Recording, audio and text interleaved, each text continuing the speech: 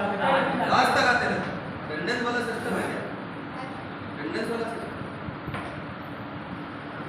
जल्दी बैठ जाइए।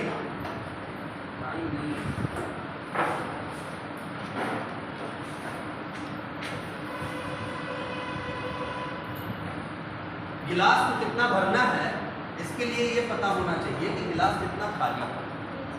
मान लीजिए पहले भरा तो आप पानी भरेंगे तो फिर ओवरफ्लो होगा।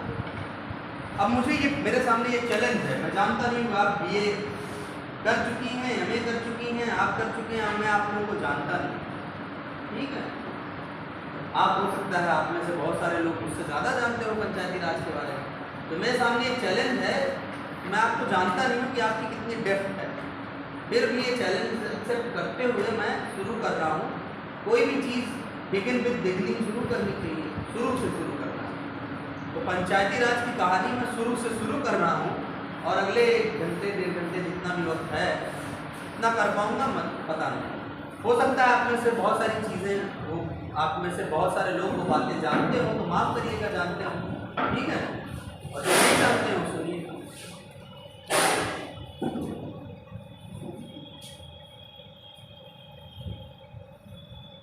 सबसे पहले जब आप किसी के घर जाते हैं क्या बताते हैं? अपना इंट्रोडक्शन देते हैं। वेरी गुड, अपना इंट्रोडक्शन देते हैं और कहते हैं आप कौन हैं, है ना। आप अपना नाम बताते हैं कि आप कहाँ से आए हैं, ठीक है, क्यों आए। मेरी इंपॉर्टेंट सवाल है क्यों। वो आपसे पूछता है कि आप हाई स्कूल कहाँ से किए, इंटर कहाँ से किए, यानी आपको वो टाइम में लोकेट करना चाहता है। जैसे ये आपसे पूछने जब कि आपका हाई स्कूल कब हुआ है तो ये जानना चाहते हैं कि आप इनसे सीनियर हैं जूनियर हैं, क्योंकि उसी आधार पे आपसे अपना तुम और आपका रिश्ता कायम करेंगे। बात समझ रहे हैं ना। तो कब इज वेरी इंपॉर्टेंट, व्हेन। आप देख रहे हैं व्हेन, वेयर, व्हाट, हाउ, कैसे कैसे वेरी इंपॉर्टेंट। कैसे आए, गाड़ी से आए, बाइक से आए, पैदल आए, बस से आए, है ना। कैसे गए फ्रेंड का एग्जाम देने, बहुत लोग पूछते हैं, कहाँ लटके। कैसे is very important. So any topic either we deal with preamble of Indian Constitution, either we deal with directive principle, either we deal with fundamental rights, fundamental duties, either we deal with Plato or geography and XYZ। अगर हम इसको follow करेंगे, इन सारी चीजों को follow करेंगे, इस methodology को फॉलो करेंगे तो हम उसके बारे में A to Z नॉलेज ले सकते हैं, है ना। कौन कब कहाँ कब आए कहाँ गए, क्या पूरा कुंडली निकाल के एक तो करते हैं। आप क्या करते हैं, किसी के बारे में यदि ज्यादा जानना होता है तो क्या करते हैं, हमसे पूछो। लोग कहते हैं अरे हमसे पूछो, हम जाने उनके कल लड़ता रहा। मतलब पूरी हिस्ट्री, कहाँ से पैदा हुआ, कहाँ कहाँ पढ़ा, क्या क्या उसके साथ घटित हुआ, सब कुछ। तो पंचायती राज क्यों, पंचायती राज कब से, पंचायती राज कैसे, पंचायती राज कहाँ, ये अगर आप सवाल कर देंगे तो पंचायती राज का पूरा पोस्टमार्टम हो जाएगा कि नहीं हो जाएगा, बोलिए, हो जाएगा ना। तो यही आपको, यही मेथडोलॉजी आप किसी भी चीज के सामने अपना लीजिए, किसी भी टॉपिक के साथ अपना लीजिए। जलवायु परिवर्तन क्या, जलवायु परिवर्तन क्यों, जलवायु परिवर्तन कैसे, जलवायु परिवर्तन कब से। बहुत पहले की बात तो है नहीं जलवायु परिवर्तन, बोलिए। तो कोई भी टॉपिक आप बता दीजिए। अरे ऐसे क्लास थोड़ी चलती है, समय से आइए ना, 2:15 हो रहा है, 2 बजे टाइम है। अब मेरे साथ प्रॉब्लम ये होगी कि अब अगर उनको नहीं समझ में आएगा तो मुझे दिक्कत होगी। क्लास में आने का एक नियम होता है, आप ये नहीं कि 2 बजे क्लास, तो आप पहले आइए, पीछे 2-4 मिनट देर आ सकता है, जरा तो उसको छूट होती है टीचर होने की। समय से आइए, क्या करें, स्लीप हो जाएगा बात। अरे जलवायु परिवर्तन नहीं बात कर रहे, मैं उदाहरण दे रहा हूँ कि आप किसी भी बारे में इस मेथोडोलॉजी का पालन करते हुए आप, ये this is the methodology, methodology माने विधि है। There should be a problem, ये सारी चीजें क्या बता रही है? ये बता रही है समस्या, ये बता रही है कि आपको कुछ चीज, कोई प्रॉब्लम है, जानना आपको पता नहीं है चीजों के बारे में, कंप्लीटली अननोन थिंग आपके दरवाजे पर आकर खड़ी हो चुकी है। कोई आता है इंसान, हाँ भाई कौन है आप, कहाँ से आए हैं, क्या चाहिए, क्यों आए हैं, हाँ कैसे आए हैं, मतलब पूरा हाल चाल। सो किसी भी चीज के बारे में यदि आप जानना चाहेंगे तो अगर इस मेथोडोलॉजी का प्रॉब्लम आती है आपके सामने तो आप समाधान तक जाते हैं। प्रॉब्लम से रिजल्ट तक पहुंचने के लिए आप एक स्टेप फॉलो करते हैं, वो होता है मेथोडोलॉजी, साइंटिफिक स्टेप कहते हैं। साइंस में प्रॉब्लम, उसके बाद हाइपोथेसिस, परिकल्पना होती है। विज्ञान निधन ज्ञान पढ़ा होगा, ठीक अर्थ है, विशिष्ट ज्ञान करते जानकारी, ये सब। तो अगर हम साइंस को परिभाषित करें तो हम कहते हैं the knowledge which is based on observation and experiment which called science. यानी आप एक मेथोडोलॉजी को observation, hypothesis, observation, experiment and then result, ये है मेथोडोलॉजी। और इसको आप बिना ये फॉलो किए प्रॉब्लम उठाए आप नहीं जाओगे। सबसे पहले आपके पास ज्ञान के लिए समस्या होनी चाहिए। समस्या का समाधान ढूंढने के क्रम में आप ज्ञान के ऊपर से पर्दे हटाते हैं, सच का पर्दा फाश करते हैं, और क्या करते हैं, यही तो करते हैं। अरे भाई बिजली नहीं थी, गर्मी लगती थी लोगों को, लोग सोचे कि कुछ एडिशन हलवा है, जो उन्होंने सोचा कि कुछ करते हैं तो रोशनी चल जाएगी, दिया बहुत खर्च हो रहा था तेल, उन्होंने विद्युत बल्ब का आविष्कार कर दिया, 1200 बार ट्राई किया, कहते हैं कितनी बार, 1200 बार ट्राई किया, यानी अनगिनत बार। तो सबसे पहले जो फंडामेंटल सवाल आएगा वो आएगा पंचायती राज क्यों, क्या तो बताएंगे बाद में, ये क्यों इसकी जरूरत पड़ती, why we need, why any institution, why any society need institutions like this, क्यों पंचायती राज जैसे संस्थाओं की जरूरत किसी भी समाज को होती है, ये सवाल पूछा जाना चाहिए। उसके बाद आएंगे क्या, तो क्यों होती है, पहला सवाल क्यों होती है, बोलिए। अच्छा, अकेले हिंदुस्तान में नहीं है पंचायती राज, दुनिया के हर देश में किसी न किसी रूप में ये विद्यमान है, नाम अलग अलग है। अब विजय जैसी योजना नाम अलग अलग है, बाकी हर जगह है, कुछ ना कुछ तो होगा ही। पूरा दुनिया एक जैसी है, कुछ अंतर नहीं है दुनिया। अमेरिका में भी क्लास चल रही होगी, टीचर वहाँ भी आके लेक्चर दे रहा होगा, है ना, प्रॉब्लम वहाँ भी मोर और लेस सेम होंगी, ठीक है, कुछ ज़्यादा होंगी कुछ कम होंगी, हो सकता है वहाँ सड़कें बनी हो लेकिन वहाँ दूसरे तरह की प्रॉब्लम्स हो, है ना। सो क्यों is very important thing. So anyone बोलिए, क्यों पंचायती राज क्यों, स्थानीय स्वशासन के संचालन के लिए। और सर पहले जो सर जो योजनाएं थी, मतलब जो पहले जो था केंद्रीकरण के आधार पर, जैसे हम लोग वोट देते थे विधायक या सांसद को, तो मतलब कोई भी बन जाता था, तो वो सेंटर से, जैसे यानी कि विधायिका से गांव के लेवल पर क्या योजनाएं लागू करनी है, तो उस तरीके से जानकारी नहीं हो पाती थी कि जैसे हर जो भी व्यक्ति चुना गया है उसको गांव के स्तर पर जो योजनाएं लागू क्यों का जवाब थोड़ा संक्षेप में दीजिए, एक लाइन में दीजिए, जैसे उन्होंने बोला ऐसे एक लाइन में दीजिए ना, सही बता रहे हैं, कुछ गलत नहीं बता रहे हैं।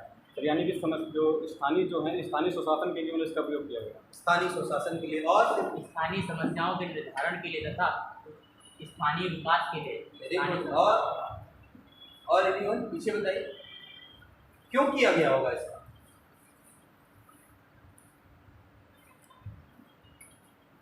बोलो, बोलिए आप लोग। मेरे लिए सामुदायिक विकास के लिए कह रहे हैं, स्थानीय स्वशासन के लिए, स्थानीय समस्याओं के समाधान के लिए। यानी यहाँ बात आ रही है एक चीज, वो आ रही है इसकी, यानी नीचे, यानी जमीनी बात आ रही है, यानी निचले स्तर पर बात आ रही है। यानी जब यहाँ पर अभी तक स्थानीय बातें आ रही है निकलकर, तो इसका मतलब अगर कोई चीज स्थानीय है, लोकल, तो कुछ और भी होगा। भाई बात जमीन की आ रही है तो कुछ आसमान भी होगा ना, तभी तो जमीन है, बिना आसमान की जमीन कैसे होगी। यानी ये कह रहे हैं कि विकेंद्रीकरण होना चाहिए, तो कुछ इन्होंने विकेंद्रीकरण की बात तब कही जब इनके दिमाग में केंद्रीकरण जैसी भी कोई चीज होगी। तो पंचायती राज इंस्टीट्यूशंस की जरूरत इसलिए पड़ी क्योंकि जो ये इन्होंने कहा विकास उनका योजनाएं और जो भी समस्याओं का समाधान जो जमीनी स्तर पर है, निचले स्तर पर जो समस्याएं थी उनका निचले स्तर पर ही समाधान ढूंढ किया जाए, क्योंकि जब वो समाधान ऊपर तक जाता है तब तक तो बड़ा समस्या दूर हो चुकी है। तो कुछ ऐसी समस्याएं राजकाज के दौरान, है ना, स्टेटशिप के दौरान कुछ ऐसी समस्याएं जिनका निचले स्तर पर ही समाधान ढूंढ दिया जाए। क्यों? इसीलिए वो, यानी जो बात आप कह रहे हैं कि बहुत पहले से स्टेटशिप में राजकाज, प्रशासन के प्रशासन, राज, ये सब पंचायती राज, ये सब राज्य का हिस्सा है। अब मैं सवाल कर सकता हूँ कि राज्य क्या है, लेकिन आई एम सॉरी, ये बड़ा पॉलिटिकल साइंस का विषय है। राज्य क्या है? मोटा मोटी ये है कि जो सरकार हर समय में जो भी सरकार रही होगी, ठीक है, हर समय में जो भी सरकार रही होगी वह सरकार कुछ काम करती, वह सरकार आपके लिए होती है, वह सरकार नागरिकों के लिए होती है और कहीं कहीं गैर नागरिकों को भी वह कुछ कुछ अधिकार देती है। उसी सरकार का प्रशासन कई भागों में विभक्त होता है, केंद्रीय प्रशासन, प्रांतीय प्रशासन, जिला स्तर का प्रशासन और सबसे स्तर पर ग्रामीण स्तर। ये जो निचला प्रशासन है, केंद्र से निचला, ये हर समय में रहा। इवन अगर हिंदुस्तान में पीछे जाएं तो ये वैदिक काल में भी रहा। सभा और समिति नाम की दो संस्थाएं हुआ करती थी। जातक कथाओं में भी इनका जिक्र मिलता है। कौटिल्य के यहाँ इनका जिक्र मिलता है, मेगस्थनीज की इंडिका में इसका जिक्र मिलता है पंचायती राज संस्थाओं। मनुस्मृति में जिक्र मिलता है। ग्रामिक नाम का अधिकारी था, गांव का अधिकारी, गांव के अधिकारी को ग्रामिक कहते हैं मनुस्मृति में। तो उस जमाने से ये संस्थाएं मौजूद हैं यहां पर। कौटिल्य ने तो बकायदा 34 प्रकार के जिला विभाग, जिला एडमिनिस्ट्रेशन 34 प्रकार के अध्यक्षों की बात है। उसमें एक अध्यक्ष गांव से संबंधित था। ये अब मैंने ये कहा नहीं कि अब लिखो कि मनुस्मृति में ग्राम के अधिकारी को ग्रामीण कहा जाता था, तो तुमने सुन लिया गाथा की तरह। उसको आपको लिखना चाहिए भाई। मैं ये बोलूंगा नहीं कि अब आप लिखिए, अलग से मैं लिखवा रहा हूं। क्लास नोट्स का मतलब नहीं समझ पाते। क्लास नोट्स में तो टीचर जो कुछ भी बोला उसको लिखे रहिए आप, या अलग से हम छपवाएं बैठ के, तो वो तो अब एडवांस क्लासेस कर रहे हैं ना आप लोग, एडवांस क्लासेस कर रहे हैं। तो जो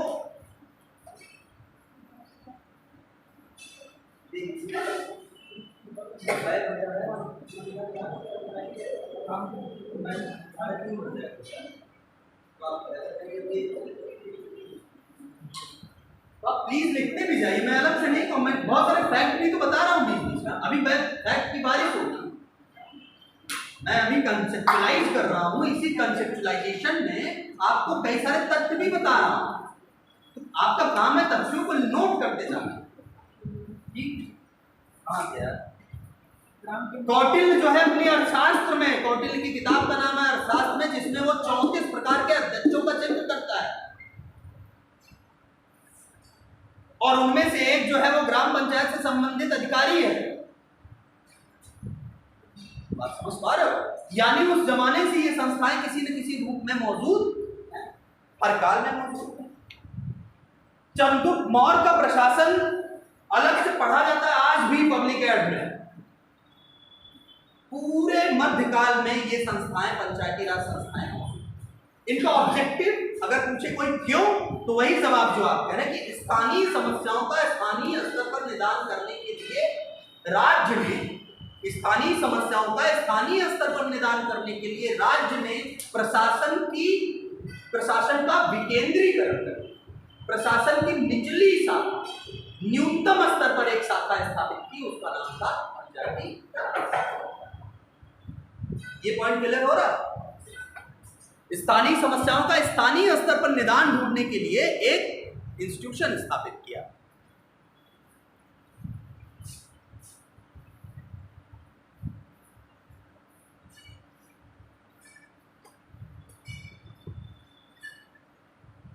चलती गई गाड़ी, हर काल में किसी रूप में ये मौजूद रहा, राजा आते चले जाते, लेकिन हिंदुस्तान की जो ग्राम स्वराज की अवधारणा थी वो हमेशा से बनी रही। ये गांव के लोग ये कहते थे, एक कहावत है कि को नृप होय हमें का। इसका मतलब क्या हुआ?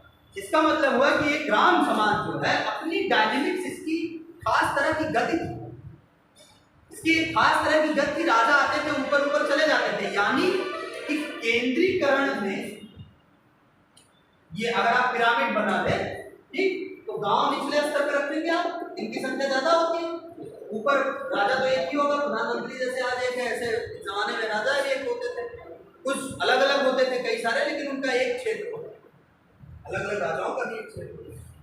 तो यहाँ पर बदलाव हो रहा है, कौन हो, यानी कोई भी, यानी शासक कोई भी हो, रूलर कोई भी हो, इनको कोई असर नहीं है।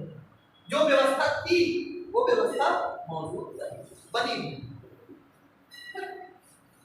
ये व्यवस्था पहले से बनी हुई चल रही, लेकिन but there is a but everywhere, हमेशा एक लेकिन परंतु किंतु होता है हर जगह। तो अगर ये संस्था इतने जमाने से बनी हुई थी, बहुत पहले से बनी हुई थी, तो क्या जरूरत थी, क्या जरूरत थी इसको संविधान में लाने की? देश बन रहा, भारत का संविधान बन रहा, ठीक, तो पहले से मौजूद थी तो चली आनी चाहिए, संविधान में भी आ जानी चाहिए। लेकिन बड़ी मुश्किलों के बाद आई संविधान में, आपको पता है, बड़ी मुश्किलों के बाद आई संविधान में। अभी बता रहा हूँ क्या मुश्किलें आई, क्योंकि जो संविधान बनाने वाले लोग थे उनमें से बहुत सारे लोग कह रहे थे नहीं, पंचायतों को संविधान में मत शामिल करो, और बहुत सारे लोग ऐसे थे जो कह रहे थे कि शामिल करो। तो अंत में जगह मिली, बहुत मशक्कत के बाद जगह मिली, तो डीपीएसपी में मिली। कहाँ मिली? Directive principles of state policy article 40, यहाँ जगह मिली पंचायतों को। Directive principle of state policy, राज्य के नीति निर्देशक तत्व, अनुच्छेद 40 में जगह मिली। लेकिन इसके पहले ऐसा क्या कारण था जो संविधान निर्माता लोगों में दो मतभेद हो गया? जो भी हमारे संविधान सभा के मेंबर थे उनमें मतभेद था। कुछ लोग तैयार थे संविधान सभा को, कुछ लोग कुछ बोलना,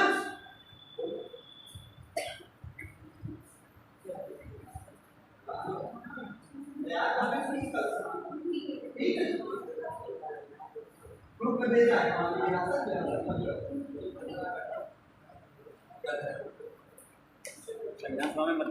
संविधान सभा में मतभेद था।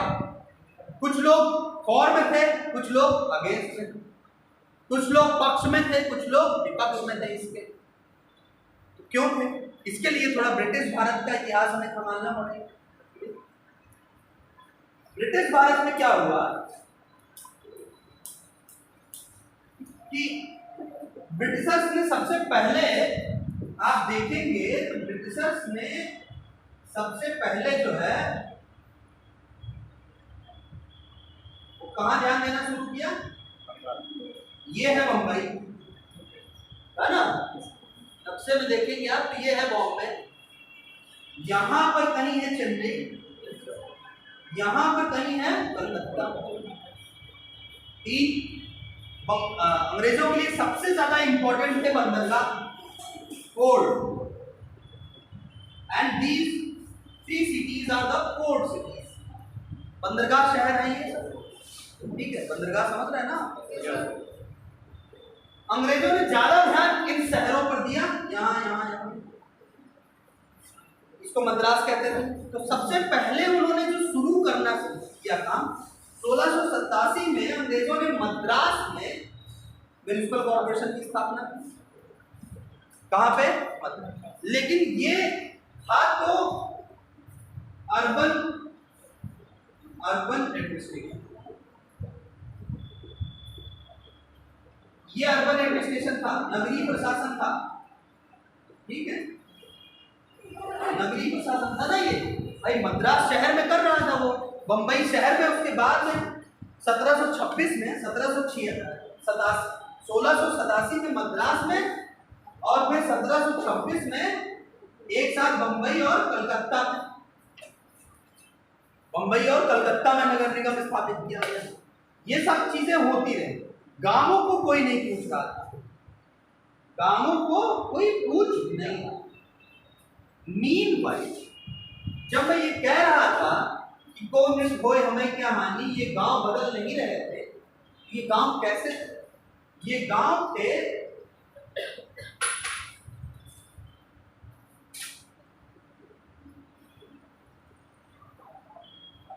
सर बंगाल में नहीं बनी। मैंने बताया ना यार, 1726 में बंगाल, कलकत्ता वही है ना, शहर में बन रहा था ना। बंगाल तो बहुत बड़ा सूबा था, प्रांत था, और बॉम्बे वही था, बॉम्बे सूबा था, बॉम्बे सूबा था। 1687 में बॉम्बे में, 1687 में मद्रास में, 1726 में यहाँ दो जगह, बंबई और कलकत्ते में। मैं कह रहा था ये लोग गांव को क्यों नहीं छू रहे थे? अंग्रेज लोग गांव को क्यों नहीं छू रहे? क्योंकि गांवों से इनका बहुत फायदा नुकसान नहीं हुआ, ठीक? क्योंकि ये पोर्ट जो है, यहीं से इनका व्यापार होता था, यहीं पर इनकी सेना थी, यहीं पर इनका पूरा एडमिनिस्ट्रेशन था, समझे ना? यहीं से सारा काम ये लोग, बड़े बड़े अवध शतरंज के खिलाड़ी फिल्म देखी आप? नहीं देखी? शतरंज के खिलाड़ी नहीं देखी? देख लीजिए। उसमें जब अवध का अधिग्रहण किया गया 1857 के ठीक पहले, 1856 में अवध का अधिग्रहण किया गया। मालूम है, लॉर्ड डलहौजी की एक नीति आई थी, डॉक्ट्रिन ऑफ लैप्स, उस नीति के तहत हड़प नीति, हाँ डॉक्ट्रिन ऑफ लैप्स, लैप कर लो सब चीज ले, हड़प नीति लॉर्ड डलहौजी कब आई? 1848 1856 में उसी के तहत अवध को, बाद में वो कई सारे लोगों को हड़प लिया था, तो लास्ट में सबसे अवध को हड़प लिया। अवध उस समय बहुत बड़ा सूबा हुआ। तो मुंशी प्रेमचंद की उसी पर एक कहानी, शतरंज के खिलाड़ी, जिस पर सत्यजीत राय ने फिल्म बनाई, इसी नाम से, शतरंज के खिलाड़ी नाम से, ठीक? सत्यजीत राय का नाम सुना है? सत्यजीत राय हिंदुस्तान के उम्दा फिल्मकार हैं, बांग्ला फिल्मकार हैं, जिनकी एक मशहूर फिल्म है पाथेर पांचाली, पाथेर पंचली, ऑस्कर वास्कर भी गई थी और बहुत तामझाम फिल्म है। सॉन्ग ऑफ द स्टोन कहते हैं, पाथेर माने पत्थर और पांचली माने म्यूजिक, सॉन्ग की। तो उस फिल्म में यह है कि बंगाल से जो गवर्नर संदेश आया है वो अवध के अधिग्रहण के लिए आया। तो बंगाल वो कैपिटल है, जो भी गवर्नर था, वायसराय था, वो यहाँ बैठता था, बंगाल। तो these cities were very important in the time of Britishers। बाद में 1835 को समय है, कब? 1835 में एक बहुत इंपॉर्टेंट चीज होती है। 1835 1835 क्या है चीज, कोई बता सकता है क्या? 1835 है, 1935 नहीं कह रहा हूं मैं। 1935 में आया भारत शासन अधिनियम, 1835 I am talking about. Civil services की तैयारी करते हैं आप लोग, न्यूशन तो पढ़ा होगा, इतना तो जानना चाहिए आपको।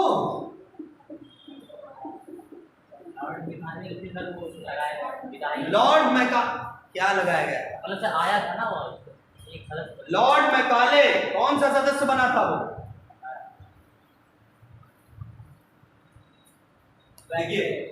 रुक जाओ, जान through the charter act of 1833, charter act 1833 के तहत अंग्रेजों ने एक विधि आयोग की स्थापना की। किसकी आयोग की? विधि आयोग, लॉ कमीशन। किसकी?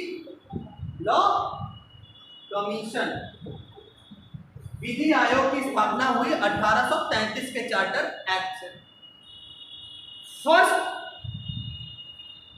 लॉ कमीशन, पहले विधि आयोग के अध्यक्ष थे लॉर्ड मैकाले। विधि आयोग के पहले अध्यक्ष थे लॉर्ड मैकाले। इस विधि आयोग का काम क्या था? इसी विधि आयोग का काम था भारतीयों के लिए कानून बनाना। आपने सुना होगा इंडियन पीनल कोड, भारतीय दंड संहिता 1860, सुना है? CRPC 1872, ऐसे बहुत सारे कानून जो है बनाए किसने? इसी विधि आयोग। इसका अध्यक्ष कौन था? इसके बाद लॉर्ड मैकाले एक और चीज के लिए जाना जाता है, एनीवन? ब्रिटिश शिक्षा नीति। वेरी गुड, बस सही तगड़ी है। ये शिक्षा नीति के लिए जाना जाता है। क्या जाना जाता है?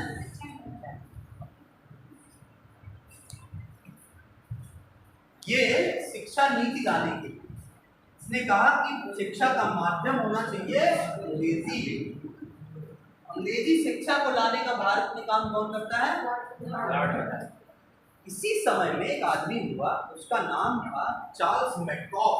क्या? Charles Metcalfe. क्या नाम था? अब ऐसे देखो, फैक्ट की बारिश हो रही है, कह नहीं रहोगे आप लोग लिखिए, लेकिन आप लोगों को सब कुछ लिखना है, ठीक है? पूछा जाएगा चार्ल्स मेडकॉफ, पूछा जाएगा डलहौजी ने नीति कब लाई, ठीक है? पूछा जाएगा पहले वित्त कमीशन के अध्यक्ष कौन थे, पूछा जाएगा पहला विधि आयोग जो है वो किस चार्टर एक्ट से आया। बात समझ पा रहे हो? Act civil services is all about what? Is all about two thing. Civil services is all about fact and second is analysis.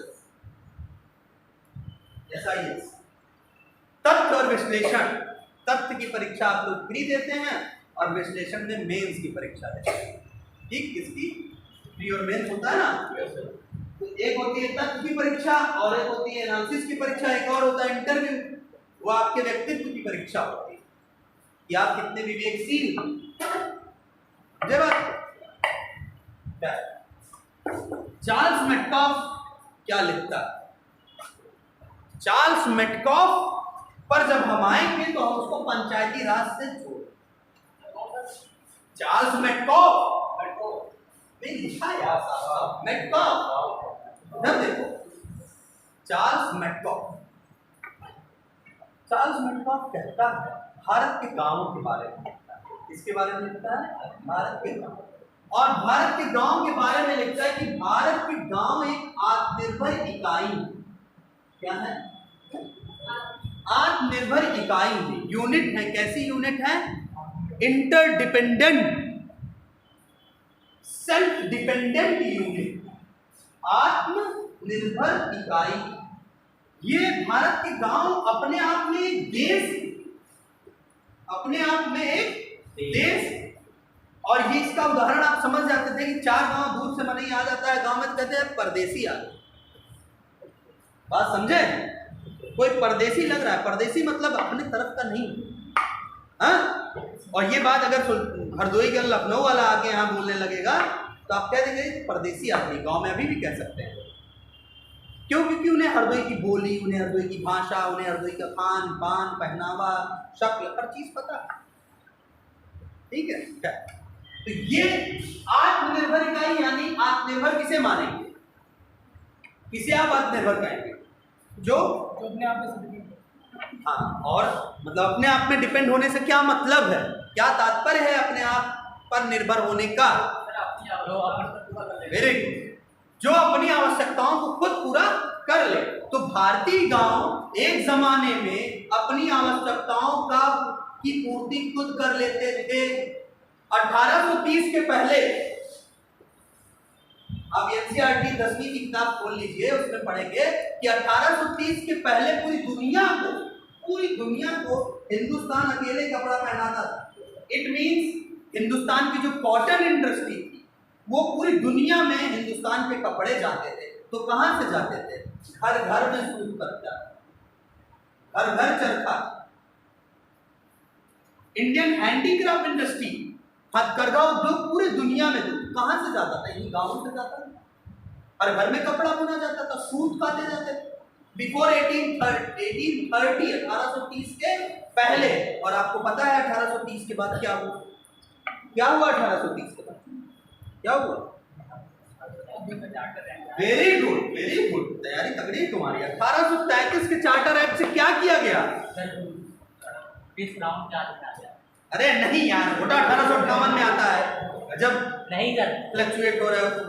1833 में एक इंपॉर्टेंट चीज की गई, 1833 के चार्टर एक्ट में। बोलिए। डिवाइड हो गया व्यापार ब्रिटिश क्राउन। अरे रुकिए, गवर्नर, बंगाल के गवर्नर जनरल को भारत के गवर्नर जनरल। अरे वो तो छोड़ो, गवर्नर जनरल तो पोस्ट बदल रही थी। एक इंपॉर्टेंट चीज इस यहाँ से जोड़ रही है ना उसको।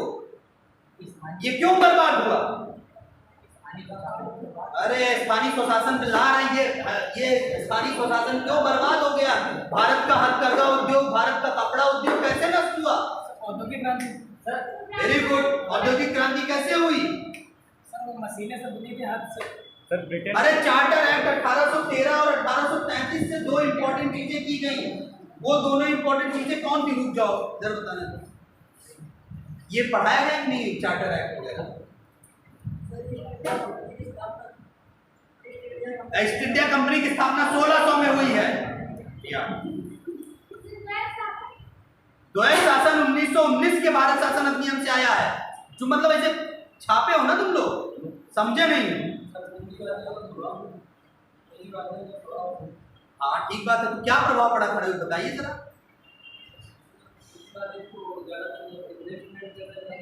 क्या?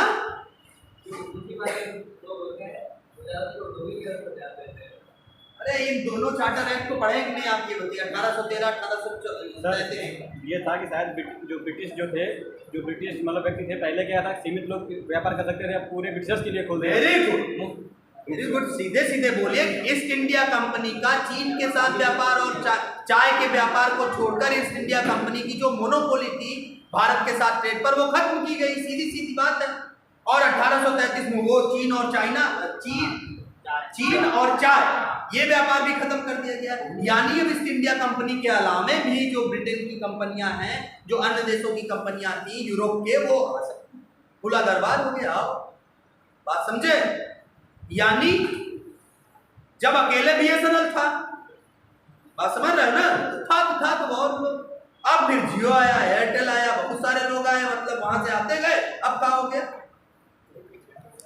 तो बीएसएनएल की बैंड तो बढ़ ही जाएगी। तो वैसे भारत के जो है जो हथकरघा उद्योग था उसकी बैंड बढ़ गई। क्यों? क्योंकि जब और कंपनियां आ गई तो वो सब सस्ता कॉटन खरीदने लगी यहाँ पे, और फिर वहां जाने लगा मैनचेस्टर। औद्योगिक क्रांति उससे आई जब यहाँ से कच्चा माल गया और वहां से बन के हर चीज आने लगी।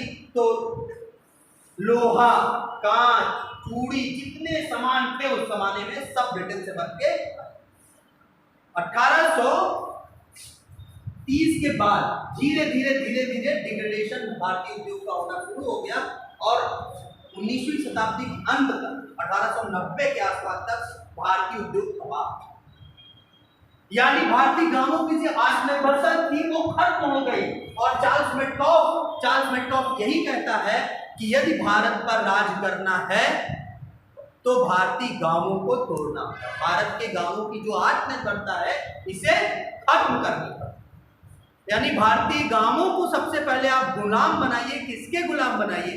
ब्रिटिश कपड़ों के, ब्रिटिश लोहे के। उस समय जो हल में, कुदाल में, फावड़े में जो लोहा लगता था वो भी ब्रिटेन से आता था। आप अंदाजा नहीं लगा सकते।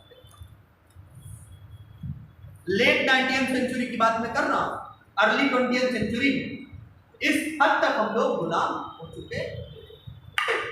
ऐसे समय में दो इंसान आते हैं, जो इंसान भारत में विकेंद्रीकरण शासन, स्थानीय स्वशासन, पंचायतों के स्तर पर नगर वाली शुरुआत तो हो चुकी है। यहाँ आप देख रहे हैं मद्रास से, बंबई से, कलकत्ता से नगरीय स्वशासन की शुरुआत हो चुकी है। लेकिन पंचायतों की चिंता पहली बार करने वाले दो नाम थे। एक था लॉर्ड मेयो, कौन था? और दूसरा था लॉर्ड रिपन। कौन था? लॉर्ड रिपन ही लिखा।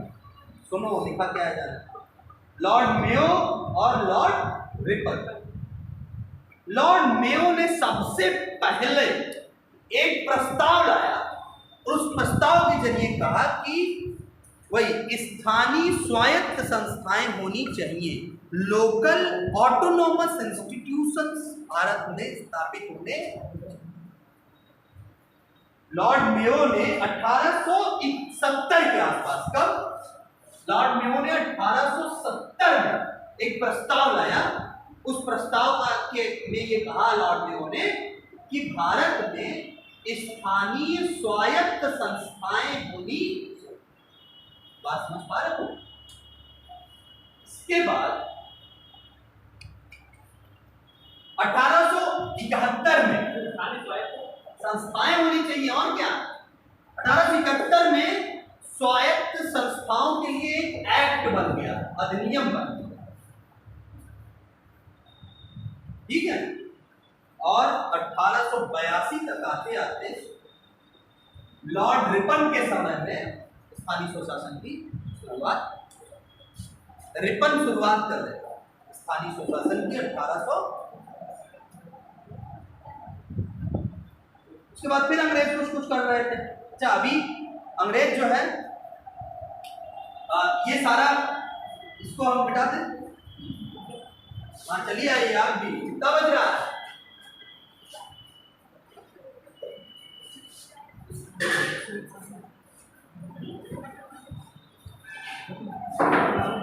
अंग्रेज जो है, अच्छा ये स्थानीय स्वशासन मतलब आप क्या कर रहे हैं,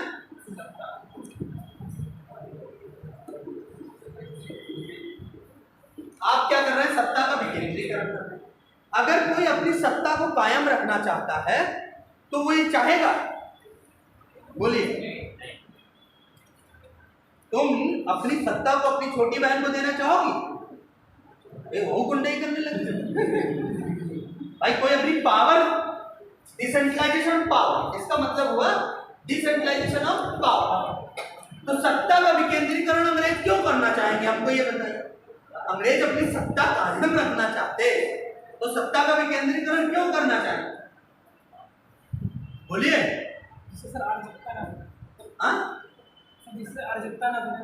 क्या ना पड़े, अराजकता ना पड़े, ठीक बात।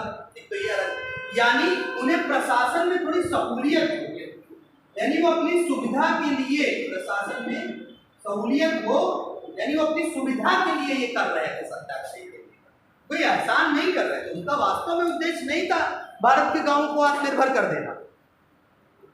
बात समझिए इस बात को, वो सब कुछ अपने निहित स्वार्थों की पूर्ति हेतु कर रहे हैं। कौन? अंग्रेज। और लाए, उसी कुछ फायदा हुआ। रेल लाए, रेल क्यों लाए? रेल इसलिए लाए कि भारत से कच्चा माल बंदरगाहों पर आ जाए, और बंदरगाहों से जो सामान वहां से बन के आ रहा है वो जल्दी से भारत के गांव पहुंच जाए, बाजार पहुंच जाए, बिकने लगे। हाँ, अंग्रेजी कपड़ा, सूट बूट बिकने लगे, है ना, जल्दी हो जाए इसमें, इसलिए रेल लाए। अब रेल का उपयोग गांधी जी ने दूसरे तरीके से भी कर लिया। बात समझिए आप भाई, लाई चीज तो आप उसका उपयोग है, अंग्रेजी का उपयोग, अंग्रेजी आई थी, अंग्रेजी शिक्षा, राजा राम मोहन राय ने उसका दूसरे तरीके से उपयोग कर लिया। बहुत सारे लोगों ने उसका दूसरे तरीके से उपयोग कर लिया, पढ़ के फिर फेल कर दिया, चले गए कुछ सालों में अंग्रेज। बात समझे ना, मतलब मेथड भले वो लाए लेकिन उसका उपयोग हमने अपने लिए किया, ठीक है। तो सत्ता का विकेंद्रीकरण हो जाए इसकी कोशिश उन्होंने की, और 1960 में लॉर्ड हाउस ने कहा, कौन? Lord House. 1960 में Lord House royal decentralisation commission का गठन हुआ। रॉयल डिसेंट्रलाइजेशन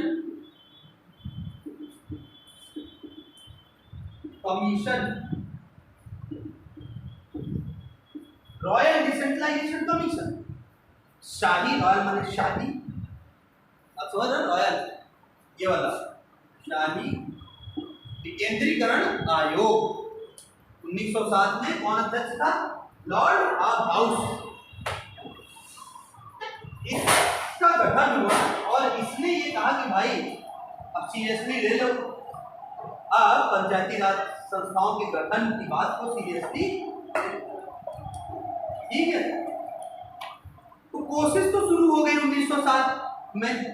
लेकिन 1909 में क्या हुआ, जो भारत परिषद अधिनियम 1909 है उसमें कुछ कंक्रीट चीजें हो नहीं।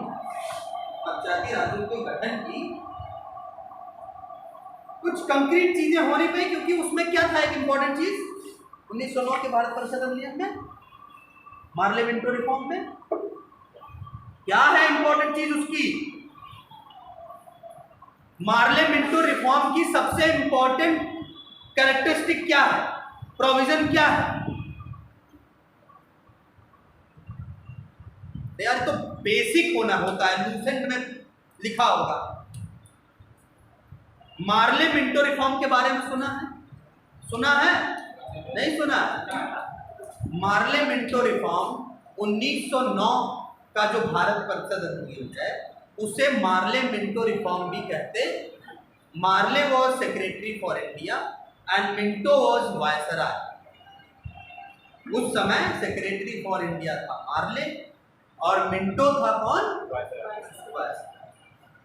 सेक्रेटरी फॉर इंडिया भारत सचिव कहते थे, विदेश मंत्री की पोस्ट थी वो, एक तरह से फॉरेन मिनिस्टर, जो ब्रिटिश पार्लियामेंट का मेंबर होता था, वो उसका नाम था मार्ले। और मिंटो, तो मिंटो किस लिए जाना जाता है?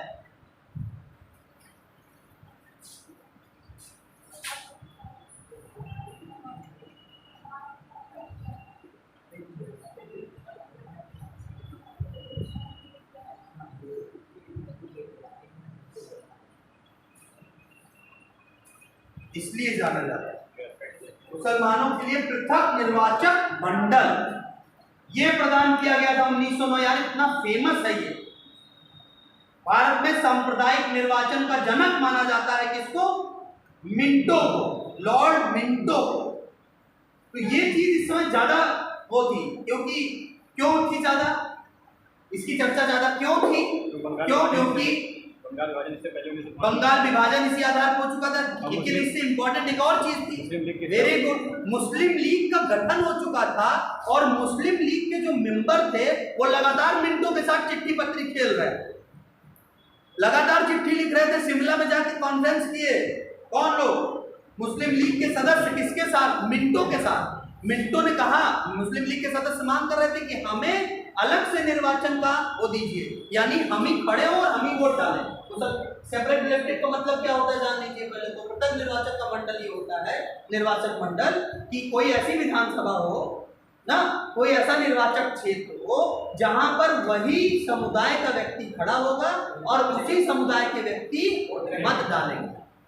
तब ये इनका कहना है कि तभी हमारा सही मामले में रिप्रेजेंटेशन होगा, जो जिससे बाद में 1919 के भारत शासन अधिनियम में सिखों के लिए, ईसाइयों के लिए, एंग्लो इंडियन के लिए और अन्य यूरोपियों के लिए बढ़ा दिया गया, जिसकी ही बात बाद में अम्बेडकर ने 1932 में की थी, पूना पैक्ट जिसके जरिए हुआ था, है ना। Ambedkar was demanding for separate elected for Dalit communities, है ना, जिस पर गांधी ने अनशन कर दिया और फिर उसके बाद पूना पैक्ट हुआ। ठीक है, ये बात क्लियर है। तो हम ये कहना चाहते हैं 1909 में ये बंद हो गया था ग्रामीण स्वशासन के लिए, लेकिन 1909 में जो बात थी वो थोड़ी दब गई। दब क्यों गई? क्योंकि वो वाले हावी हो गए थे, वो लोग सेपरेट इलेक्टेड वाली बात जो है वो थोड़ा ज्यादा उभर कर आ गई। लेकिन 1919 तक पिक्चर थोड़ी बदल गई। 1919 तक पिक्चर थोड़ी बदल गई, हिंदू मुस्लिम एकता की बात होने लगी। क्यों? क्योंकि उधर वहाँ क्या ना, हाँ वेरी गुड, लखनऊ समझौता हो गया, नरम दल गरम दल मिल गए, मुस्लिम लीग और कांग्रेस मिल गए, है ना। 1916 में ये बात हो गई, ठीक है। खिलाफत आंदोलन में सबसे मेन खिलाफत आंदोलन, उसके बाद हाँ बहुत इंपॉर्टेंट खिलाफत आंदोलन, वहाँ टर्की में जो है वो खलीफा की सत्ता को खत्म कर दिया गया, हिंदू मुस्लिम एकता हो गई और बहुत सारी चीजें, गंगा यमुना में बहुत पानी बह गया। तो 1919 के भारत शासन अधिनियम में जो स्थानीय स्वशासन का अधिकार प्रांतों को दे दिया गया। किसको? प्रांत। ये प्रांत जो है ब्रिटिश प्रांत हुआ करते हैं उस समय, तो प्रांतों को दे दिया गया। 1920 में 1919 से लेकर 1925 तक, कब से कब तक? 1919 में शासन अधिनियम आया, इसको मॉन्टेगू चेम्सफोर्ड कहते हैं। क्या कहते हैं? एक उसमें भारत सचिव और एक भारत का गवर्नर जनरल है, वायसराय। 1925 तक 8 प्रांतों में, कहा कितने? 8 प्रांतों में 1925 तक क्या हो गया? स्थानीय स्वशासन अधिनियम। क्या आ गया? स्थानीय, मतलब कानून बन गया पहली बार स्थानीय स्वशासन अधिनियम। वो प्रांत कौन कौन से थे? भी जानना चाहिए, नहीं जानना चाहिए। पहले तो अपना यूपी था, 1920 में आजाद था। बिहार था, यहाँ भी 1920 में अधिनियम बन गया, ये एक्ट बना, ध्यान रखना। भारत एक्ट मतलब कानून बन गया। कानून बन गया तो मतलब आप समझ रहे हो, कानून का उल्लंघन करने पे जेल भी हो सकती है। तो कानून बन गया तो कानून में ये सब लिखा होगा कि कैसे कैसे ग्राम पंचायतों का गठन होगा, स्थानीय स्वशासन कैसे होगा, उसमें शक्तियां क्या होंगी, उसके कार्य क्या होंगे, उसकी संरचना क्या होगी, कितने लोगों से मिलकर बनेगा, वो क्या क्या काम होगा, सारी चीजें। यानी अब धरातल पर आप जानते हैं कि धरातल पर तो आया 73वें संविधान संशोधन से। 73वां संविधान संशोधन कब लागू होता है? 24 अप्रैल। सचिव का बर्थडे है 24 अप्रैल 1993। 93 का बर्थडे नहीं, 24 अप्रैल का बर्थडे। और 74वां लागू होता है 1 जून 1993, है ना, जून में। पर आप तो ये जानते हैं, पर इसके पहले सोचिए, कहानी यहां से शुरू हो। पहली कोशिश कानून बनाने की स्थानीय स्वशासन की बकायदा 1920 में हुई है उत्तर प्रदेश और कई अन्य राज्यों में, यूपी में, बिहार में, असम में, पंजाब में, मुंबई में, है ना। असम में 1921 में हुई है, 1922 में पंजाब में हुई है, मुंबई में 1920 में हुई है। ऐसे ऐसे कुल 8 राज्य जहां पर ये कोशिश हो 1900। और फिर 1935 में आपको पता है कि इसी को थोड़ा और ताकत दे दी जाती है। 1935 के भारत शासन अधिनियम में पंचायतों को कुछ और शक्तियां दी जाती, ग्रामीण स्वशासन, स्थानीय स्वशासन। पर जब बात संविधान सभा का गठन हो गया तो 2 धड़े थे पंचायती राज। पंचायती राज को लेकर 2 धड़े थे। एक धड़े का नेतृत्व अकेले कर रहे थे कौन? चलो मान लो एक नहीं, अकेले तो नहीं, मतलब बहुत सारे लोग थे। एक तरफ अम्बेडकर थे और एक तरफ गांधी थे। गांधी ग्राम स्वराज पंचायतों के पक्ष में थे, अंबेडकर उसके पक्ष में नहीं थे। ठीक, सवाल उठता है गांधी क्यों थे, अंबेडकर क्यों नहीं? अंबेडकर जैसे कि वो जो परंपराएं थी वो स्थानीय रूप से, मतलब जो स्थानीय होता उनके जो परंपराओं का था, जिससे कि दलितों के ऊपर अत्याचार होता था। अंबेडकर ये कहते थे और गांधी और गांधी जी सोचते थे कि मतलब जो व्यक्ति का विकास है वो गांव से मतलब हो सकता है। और अंबेडकर ऐसा सोचते थे कि अगर ये हो गया तो कहीं ना कहीं दलित जो है वो बिल्कुल और निचला हो जाएगा, क्योंकि उच्च वर्ग ही इसमें शासन करेगा। और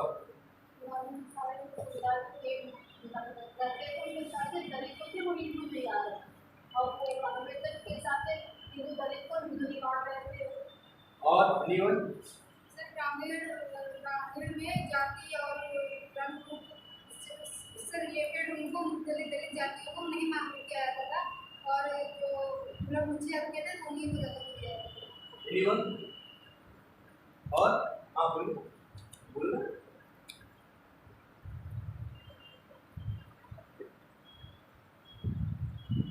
सही बात कह रहे हैं आप लोग, पर ये कंप्लीट बात नहीं है। ठीक है, सिर्फ जातीय भेदभाव के ही अड्डे नहीं थे अम्बेडकर के अनुसार। गांव सभी प्रकार की रूढ़ियों के लिए, ठीक है, सभी प्रकार की रूढ़ियाँ गांव में पाई जाती थी, सभी प्रकार के जो है वो क्या कहते हैं भेदभाव, महिलाओं के साथ भी भेदभाव होता था, सिर्फ दलितों के साथ तो नहीं होता है ना, तमाम अन्य जातियों के साथ भी भेदभाव होता था। जमींदारी प्रथा थी, एक ही व्यक्तियों कुछ ही व्यक्तियों के पास ज्यादातर जमीन थी। तो असल में अम्बेडकर गांवों को बुराई की केंद्र मानते थे। गांवों को इस तरह देखते कि गांव में तरह तरह की कमियां, तरह तरह की दिक्कतें, यदि गांवों को प्रशासन की इकाई बना दिया जाएगा तो चीजें हो जाएंगी अम्बेडकर का केंद्र। ठीक, गांव में दारू है, तरह तरह के व्यसन हैं, तरह तरह। गांधी जी गांव की जो तस्वीर पेश करते थे वो दूसरे तरह की तस्वीर थी, वो एक आदर्शवादी तस्वीर थी। वो यकीन करते थे अहम निष्परोवेद गणना लघुचेत सामुदार चरिता नाम तो वसुधैव। वो यकीन करते थे आत्मवत् सर्वभूतेषु, क्या अपना क्या पराया, इस तरह की बात। और गांधी ने अपने जीवन में ये सारी चीजें करके दिखाई। तो वो गांवों को एक ऐसी इकाई मानते थे जहां पर सेंस ऑफ बिलोंगिंग यानी संबंध या रिश्ते का बोध, संबंध का बोध वो सबसे अधिक होता है। गांधी इस तरह इस चीज को देखते थे। गांव का हर आदमी एक दूसरे को जानता है, गांव का हर आदमी एक दूसरे को नाम से जानता है। शहर में होता है नहीं। अगर ये तक नहीं जानेगा, छोटे बच्चे का नाम नहीं जानेगा तो ये जानेगा उनके लड़कियां आए नहीं जैसे चेहरा मोहरा ला, है ना, इतना तो जरूर बता। तो यदि गांव का हर व्यक्ति एक दूसरे को जानता है तो गांव में अगर ऐसी कोई प्रशासन व्यवस्था बना दी जाएगी, ऐसी कोई प्रशासनिक व्यवस्था बना दी जाएगी जिसके हाथ में थोड़ी शक्ति होगी, तो अगर आपको कुछ चाहिए, आपके कुछ हितों का हो रहा है तो आप जा सकेंगे उनके पास। ऐसे आप विधायक से मिल पाते हैं, ऐसे आप सांसद से मिल पाते हैं क्या? मतलब बहुत आसानी से उनके घर चले जाओ, मिल जाओ, चले जाओ। लेकिन यदि आप चाहें तो अपने गांव के प्रधान से आज जाके मिल सकते हैं। गांव से प्रधान नहीं मिलेगा तो कोई प्रधानपति मिल जाएगा या कोई XYZ मिल जाएगा, लेकिन कोई न कोई प्रधान के घर पे आपको मिल जाएगा और आपका प्रधान आपको जानता हो। This is the example of direct democracy. प्रत्यक्ष लोकतंत्र का ये उदाहरण है। डायरेक्ट डेमोक्रेसी, डेमोक्रेसी डायरेक्ट, यानी आपकी जो जरूरतें हैं, आपकी जो डिमांड है, वो आपका जो प्रतिनिधि है वो डायरेक्ट कनेक्शन है आपका उससे, उसका आपसे। तो यहां एक रिश्ता कायम। ठीक, अभी आप निर्भरता वाली बात पर आएंगे तो बहुत सारी और बात।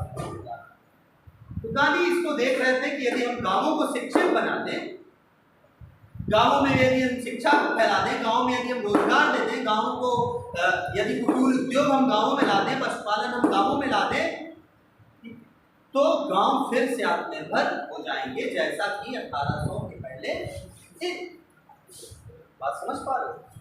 और गांधी और गांधी के बहुत सारे लोगों ने के संस्थानम, इसी में एक नाम है, गांधीयन नहीं थे, संस्थानम समिति, जिसके बाद CBC का गठन होता है, केंद्रीय सतर्कता आयोग का गठन होता है, वही संस्थानम और बहुत सारे और लोग थे जो गांधीयन जो, अच्छा Gandhi was not a member of constituent assembly, Gandhi संविधान सभा के मेंबर नहीं थे, लेकिन गांधीवादी बहुत सारे लोग थे, वो संविधान सभा के मेंबर थे, तो वो गांधी की बातों को रखते थे। पंचायती भाई कह के अच्छा, तो अगर गांव में एक सारा दुर्गुण है तो शहर तो बहुत बढ़िया होने चाहिए। तो क्या शहर में अपराध नहीं होता? बोलिए, क्योंकि शहर तो सब बहुत दूध के दूल्हे होने चाहिए हर जगह। अब कोई अगर कहे कि गांव के चुनाव में भ्रष्टाचार होता है तो इसलिए एक पंचायत का चुनाव नहीं होना चाहिए। गांव चूंकि भ्रष्टाचार के अड्डे हैं, जातिवाद के अड्डे हैं, है ना, लोग बहक जाते हैं, तो क्या सांसदीय और विधायकी वाले चुनाव में उसमें क्या, उसमें पैसा नहीं चलता, उसमें भ्रष्टाचार नहीं होता? बोलो। तो अब ये लॉजिक तो नहीं है कि संसद भवन बंद कर दो, विधानसभा बंद कर दो। अगर आप ग्राम पंचायत बंद कर रहे हैं तो इसी आधार पर वो सब, क्योंकि इंसान तो वही, बहुत लोग जो शहर में रहते हैं उनके घर गांव में भी होते हैं, बोलिए। Every person have their some roots in villages. उसका किसी न किसी एक दो पीढ़ी पीछे कहीं ना कहीं किसी गांव में तो रास्ता रहा ही होगा। तो बात गांव और शहर की नहीं, बात है पूरे समाज, बात पूरे देश की है। गांधी का आर्गुमेंट ये था, गांधी का आर्गुमेंट ये था। यहां गांव और शहर की बात कोई नहीं रही।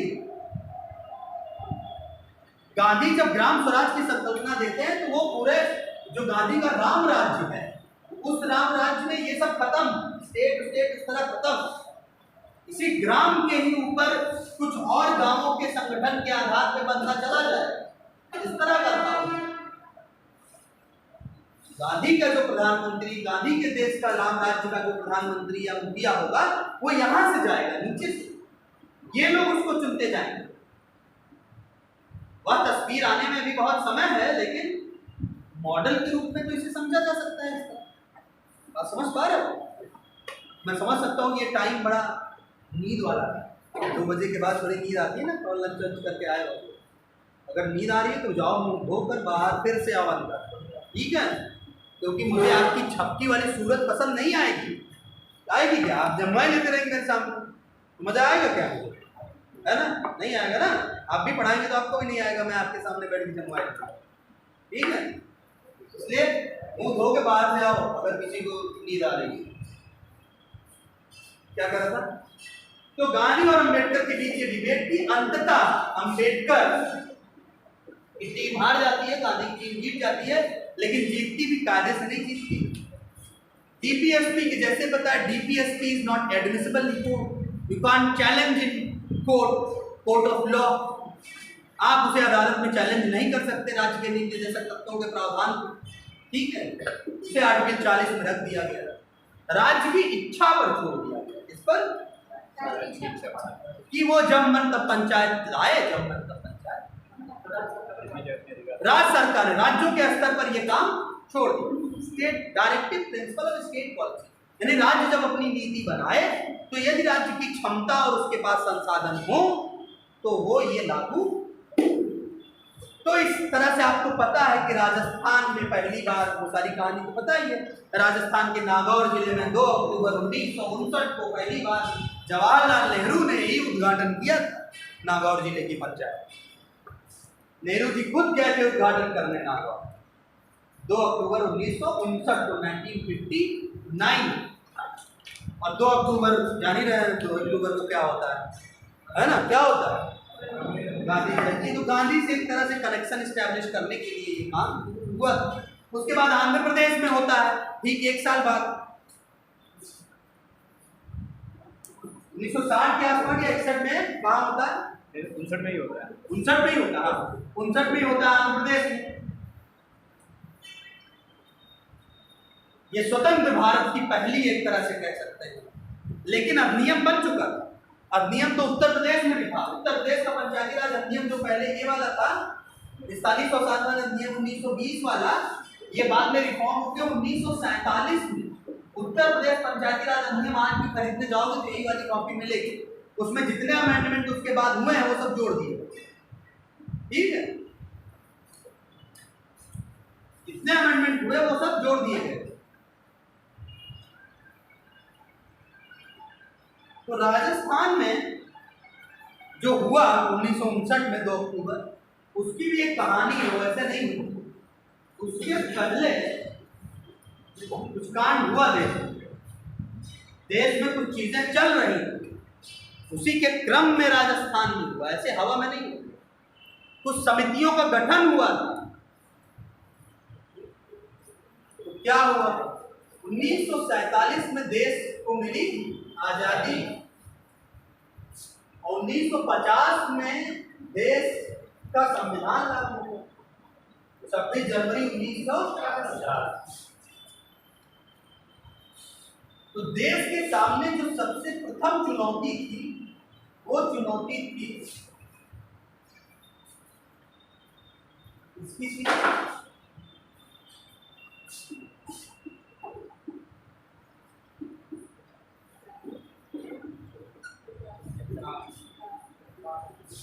भाई नया नया घर, हमारा नया नया देश बन रहा है, हमें क्या करना है? यही तो करना है, आकाश से करना। हाँ, एक नया देश, एक घर बनाओ तो देखो कितना चीजें लगती है ना। घर बनाओ तो पहले जमीन खरीदो, नींव खोदो, सारा चीज जुटाओ, फिर उसके बाद जब घर खड़ा हो जाता है बिल्डिंग, उसके बाद इंटीरियर डेकोरेशन करो, उसमें आजकल मालूम है टाइल्स और पत्थर और क्या क्या कितना पैसा लगता है। बहुत दिन में बन पाता है, बहुत दिनों में घर नहीं बनता, सिर्फ मकान बनता है। मकान से घर बनने में बड़ा वक्त लगता है।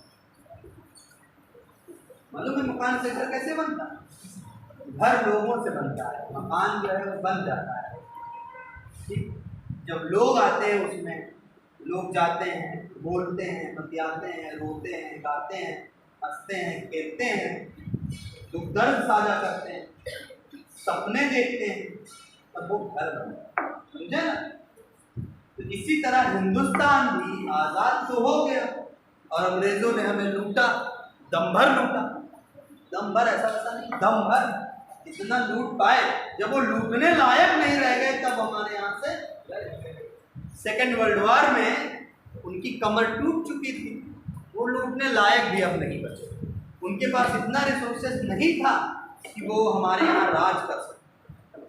इसकी कहानी अगर आपको समझना होगा तो दादा भाई नौरोजी के बारे में पढ़ लेना। दादा भाई नौरोजी का नाम सुना है? दादा भाई Naoroji, known as great old man of India, and he wrote a book. He wrote a book, Un-British Rule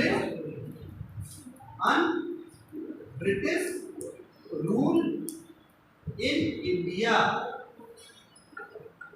Un-British Rule in India, and in this book he propounded a theory entitled brain theory. कौन सा सिद्धांत? Brain theory प्रतिपादित किया। इसने दादा भाई नौरोजी ने निकासी का सिद्धांत अपनी इसी किताब में अन-ब्रिटिश रूल इन इंडिया, लिख लो। देखो लिखने बैठा, देखो तुरंत, अभी तक सो रहे, देखो अब कलम निकाल लो।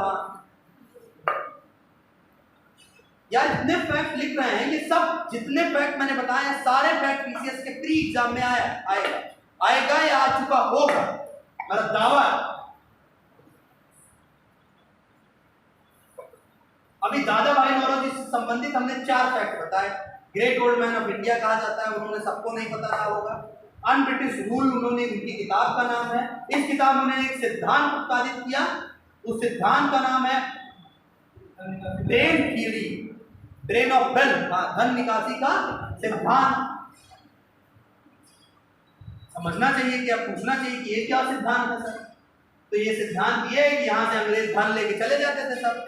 ड्रेनेज, जैसे वॉशिंग मशीन में पानी नहीं ड्रेन होता, ड्रेनेज पाइप लगी होती है ना, वैसे अंग्रेज भी पाइप से पूरा धन ले लेके यहाँ से लंदन गंगा किनारे से सोख के और टेम्स के किनारे निचोड़ देते थे। समझे?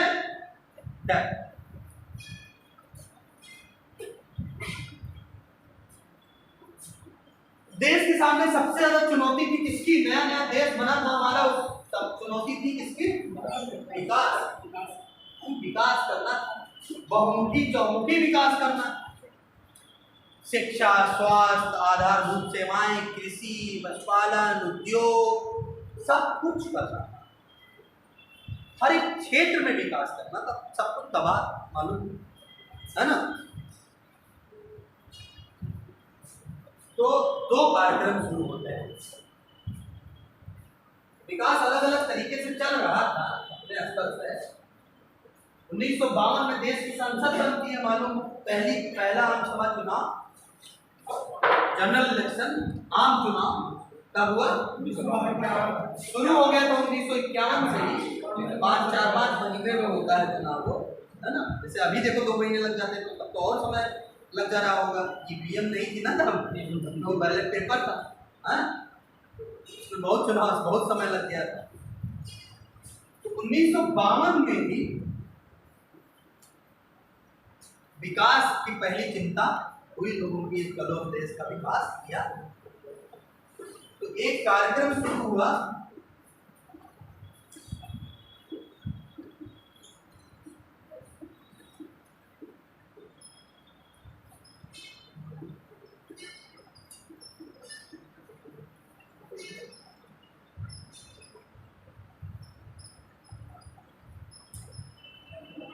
कम्युनिटी डेवलपमेंट प्रोग्राम कौन सा?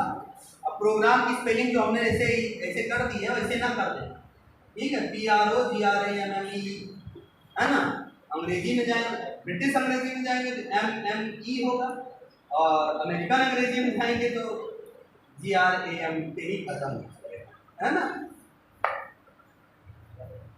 कम्युनिटी डेवलपमेंट प्रोग्राम सामुदायिक विकास कार्यक्रम,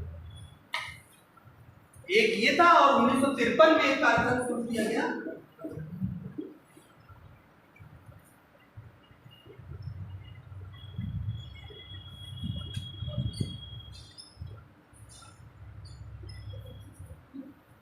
अंग्रेजी में लिख लीजिए नेशनल एक्सटेंशन प्लान, राष्ट्रीय विस्तार कार्यक्रम। कहां चले आ रहे हैं आप?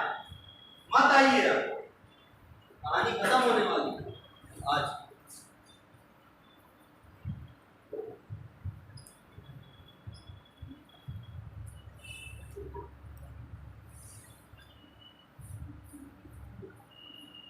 आप एक होता है तहसील, तहसील सब किसी तहसील से जुड़े होंगे हो ना, और सब किसी न किसी ब्लॉक से जुड़े, हिंदी में प्रखंड, ब्लॉक डेवलपमेंट ऑफिसर BDO सुना, विकास खंड विकास अधिकारी है ना,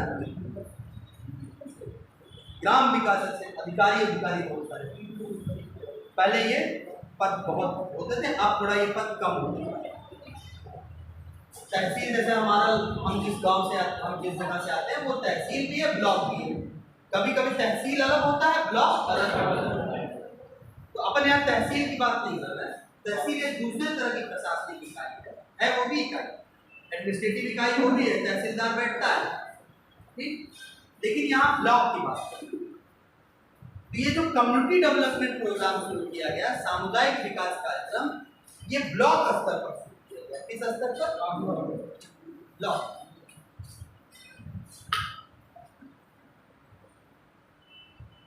अब ब्लॉक स्तर पर जब शुरू किया गया तो प्रत्येक जिलों को ब्लॉक्स में बांटा गया। जैसे हरदोई में कितने ब्लॉक हैं? 10-12 होंगे, 19 ब्लॉक, मुझे नहीं पता। इतने ब्लॉक्स में बांटा गया, और ये उसी समय बांटा गया, मतलब अभी 19 हो सकता है, पहले 10 रहे हो, बाद में जैसे जनसंख्या बढ़ती गई तो क्षेत्रफल के हिसाब से बंटवारा होता चला गया, ठीक। 3:18 पर आप क्यों आए क्लास? कोई मतलब तो हुआ नहीं आने। After 12 minute we will end the class. Sir अगली क्लास के लिए आप आए हैं, ये भी अगली क्लास भी है क्या? नहीं, मतलब आप लोगों की अगली क्लास चलेगी अभी सोने वाले टाइम पे, नींद आती रहती है। तो ये दोनों कार्यक्रम चले, और यहाँ पे इन दोनों कार्यक्रमों के जरिए विस्तार योजना, इसी को विस्तार दी जा रही थी। एक्सटेंशन को सामुदायिक विकास कार्यक्रम, इसके लिए भारत सरकार को पैसा दिया था फोर्ड फाउंडेशन ने, अमेरिका के फाउंडेशन है ये। उन्हीं भारत सरकार, जैसे भारत अमेरिका वालों से भी मदद लेता था, रूस वालों से भी मदद लेता था, शीत युद्ध का हिस्सा था नहीं। गुट निरपेक्ष आंदोलन के बारे में आपने सुना होगा, तो गुट निरपेक्ष भारत ने मैन मूवमेंट शुरू कर लिया था, दोनों तरफ से अपना लाभ ले रहा था भारत। तो फोर्ड फाउंडेशन अमेरिका का है, फोर्ड नाम की गाड़ी आती है ना, देखा होगा, फोर्ड ना, कार वार आती है फोर्ड की। तो वही कंपनी जो पहले कार बनाती थी, वही थोड़ा जनहित के कार्य भी करती है। तो फोर्ड फाउंडेशन ने भारत सरकार को पैसा दिया कि अपने यहाँ, तो आपको पहली बार भारत में इसका नाम सुना? पीडीएस सिस्टम नहीं सुना? सुनी हो, देखी हो, बस कभी नजर नहीं डाला था। पब्लिक डिस्ट्रीब्यूशन सिस्टम, सार्वजनिक वितरण प्रणाली, हर गली मोहल्ले में इसी के तहत आज भी राशन का वितरण किया जाता है। तेल का वितरण, चने का वितरण आज भी इसी के जरिए किया जा रहा है। पहले मिट्टी का तेल मिलता था, नमक मिलता था, काहे मजा आ रही है? मजेदार बात तो कर नहीं रहे हैं राजू श्रीवास्तव टाइप, कर रहे हैं। इधर देखो पीडीएस, तो सामुदायिक विकास कार्यक्रम से यही पीडीएस सिस्टम शुरू किया गया पहली बार अनाज बांटा गया। ब्लॉक पे ही एक वितरण प्रणाली स्थापित की गई। पहले आधार कार्ड नहीं रहता, राशन कार्ड रहता। अब तो राशन कार्ड पे कुछ भी नहीं करता, पूछता है क्या? तो आधार थंब जहाँ लाओ अंगूठा लगाओ मिलेगा सब। पहले एक राशन कार्ड होता था, वो भी पीला लाल और कलर कई रंग के राशन कार्ड तो ये पीडीएस सिस्टम यहाँ से शुरू किया गया। कहाँ से? 1952 से, आज का नहीं है। नहीं कोई कहे कि हाँ बस अभी जब है ना मर रहे हैं सारे, अभी से नहीं, बहुत पहले से है वितरण प्रणाली। अब ये है कि अमीरों के लिए नहीं थी, गरीबों के लिए थी, ठीक है, जरूरतमंद लोगों के लिए थी सार्वजनिक वितरण प्रणाली। इसी को ग्रामीण स्तर पर ला दिया गया, ब्लॉक से ग्रामीण स्तर पर ला दिया गया और एक ग्राम विकास अधिकारी वीडियो की village development officer, block development officer और विलेज डेवलपमेंट ऑफिसर दोनों को। ये चला कुछ दिन, ये चला, ये आज भी चल रहा है। पर नेहरू को कोई सुझाव दिया। अच्छा, कुछ कवि लोग थे, उन नेहरू की आलोचना भी कर दी कि बड़ा भ्रष्टाचार हो रहा है, लोग राशन पा रहे हैं फ्री में और पैसा दाब दे रहा है जो कोटेदार है, कोटेदार कहा जाता है इसको जो चलाता था।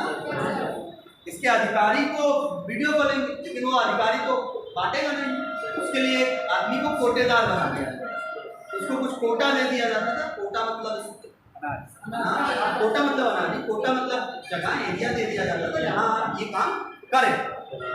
और एक कोटेदार जो है वो 1 किलो राशन की जगह 900 ग्राम तौलता था, तो 100 ग्राम मार लेता था।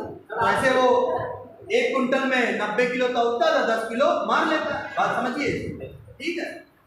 ऐसे तराजू पहले रहा होता था, तब तो इलेक्ट्रॉनिक वाली मशीन रहती नहीं, तो उसमें थोड़ा बहुत अपना क्या कहते हैं डाणी मारते, तो सिस्टम होता था। तो बहुत भ्रष्टाचार होने लगा, तो नेहरू से किसी ने कर दी शिकायत, बताया कि रे बड़ा जो पैसा जुटा रहे हैं बड़ा जो है, और ये भी पता चला लोकल गेहूं बांट रहे हैं, मतलब सड़ा हुआ गेहूं बांट रहे हैं, बसली वाला बेच दिए हैं, मिलावट उसमें, चावल में कुछ मिला दे, सफेद रंग का कंकड़ हो खाई जाए जनता, भूखी जनता हिंदुस्तान, है ना।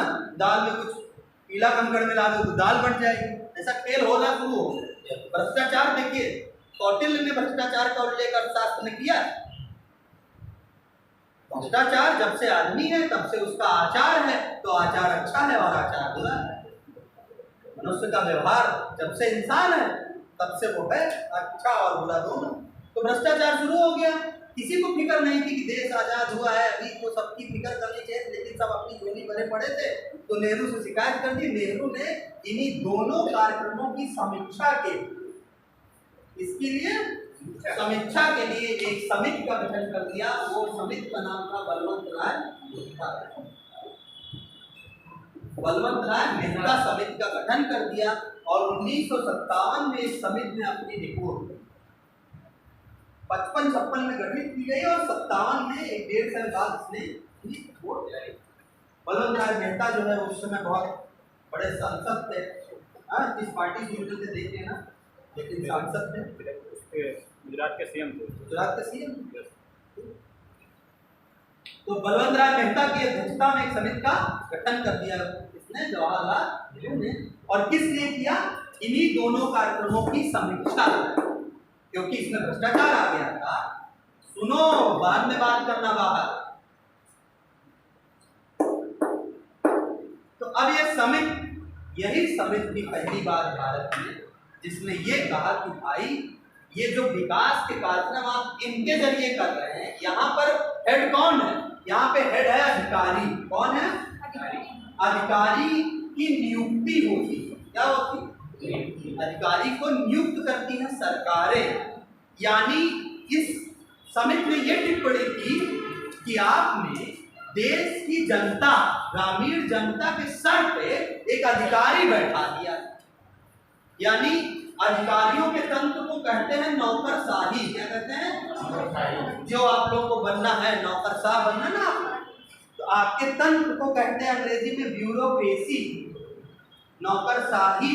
तो इस समिति ने नौकरशाही की आलोचना करते हुए कहा कि आपने इन दोनों कार्यक्रमों के जरिए, सामुदायिक विकास कार्यक्रम और राष्ट्रीय विस्तार योजना के जरिए, भारत की आम जनता के सर पे नौकरशाहों को बैठा दिया है और इसलिए भारत की आम जनता को वह लाभ नहीं मिल रहा है जो उसे चाहिए, यानी वह विकास नहीं हो पा रहा है जो विकास होना चाहिए जिसके जरिए।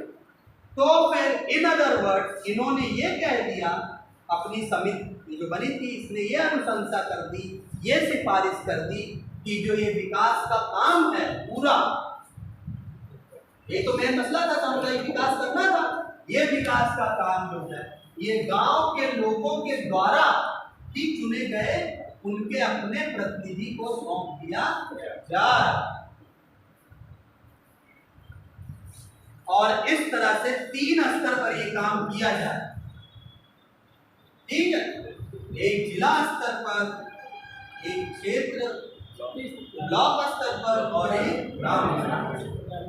तो ग्राम पंचायत, क्षेत्र पंचायत और जिला पंचायत 3 स्तरीय पंचायत और तीनों स्तर पर सुविधा, इस स्तर पर और इस स्तर पर उन्होंने प्रत्यक्ष निर्वाचन और इस स्तर पर अप्रत्यक्ष निर्वाचन, ये सब अपनी जनसंख्या के हिसाब से आप। तो Balwant Rai Mehta was first committee who recommended for this panchayati raj system, त्रिस्तरीय पंचायती राज व्यवस्था। उसके पहले ऐसा नहीं पंचायती राज व्यवस्था नहीं थी तो पहले से, कब से, जमाने से, लेकिन 3 स्तर पर पंचायतों होनी चाहिए, ये बात सबसे पहले कही बलवंत राय मेहता। बाकायदा बलवंत राय मेहता समिति की सिफारिशें है, लंबी चौड़ी सिफारिश। ठीक है, इसके बाद 20 साल बाद 1977 में एक और समिति आई। 1977 में अशोक मेहता नाम था उनका।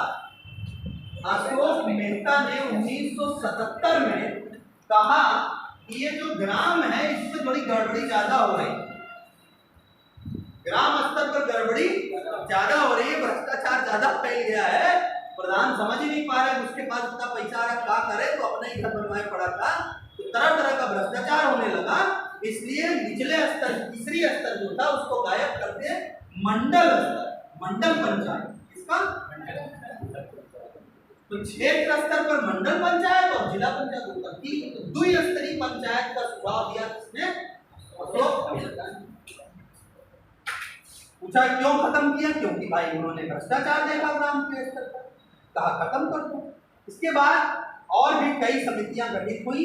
योजना आयोग ने जीवी के राव समिति गठित की, फिर उसके बाद एलएम सिंघवी समिति गठित हुई, पीके तुंगन समिति गठित हुई और एलएम सिंघवी समिति ने संवैधानिक रूप से इसको लागू करने की बात कही, जिसके आधार पर 73वां और 74वां संविधान संशोधन। अब आपको ये समितियां और इन समितियों ने क्या सिफारिशें की, बहुत लंबी सिफारिश की, मैंने तो सिर्फ आपको नेम ड्रॉपिंग कर दिया, असेंस बता दिया। अभी 1, 2, 3, 4 ऐसे सिफारिशें आप लिख सकते। तो अगर मुझे अगली क्लास मिलेगी तो मैं इसको पढ़ाऊंगा, नहीं तो फिर प्रिंसिपल सर ऑनलाइन यू करें। ठीक है, समिति की क्या सिफारिश थी, that is all. Thank you.